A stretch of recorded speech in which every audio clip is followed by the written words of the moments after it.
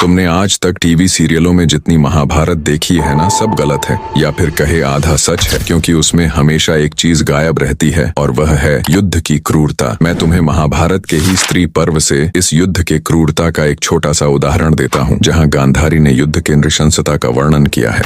युद्ध का मैदान एक जीवित नरक बन चुका था। रक्त की धाराओं से भीगी भूमि पर हड्डियां, मांस के लोथड़े और बिखरे बाल ऐसे पड़े थे मानो प्रकृति स्वयं मानवता का उपहास कर रही हो। हर तरफ शवों का ढेर था, हजारों सिर कटे हुए, धड़ से अलग अंग और खून से रंगे शरीर। यह जगह अब युद्ध नहीं, एक मांसाहारी नरक था। गिद्ध, कौवे और शिकारी कुत्ते मैदान पर मंडरा रहे थे, कटे हुए सिरों को अपने पंजों में उठाकर उड़ते हुए मानो मौत का उत्सव मना रहे थे। जंगली भेड़िए और गीदड़ मृतकों के शरीरों को चीर फाड़ कर खा रहे थे और उनके चबाने की आवाजें इतनी भयानक थीं कि जीवित बचे लोग अपने ही जीवन से घृणा करने लगे। महान योद्धा जो कभी राजसी सम्मान के प्रतीक थे, अब केवल प्राणहीन मांस के पिंड बनकर पड़े हुए थे। उनकी शक्तिशाली भुजाएं जो कभी गदा और तलवार से शत्रुओं का संहार करती थीं, अब मिट्टी में ढंसी हुई थी। यह युद्ध का मैदान नहीं, बल्कि मृत्यु का रक्त रंजित नृत्य था, जिसने मानवता को अपने काले साए में लपेट लिया था।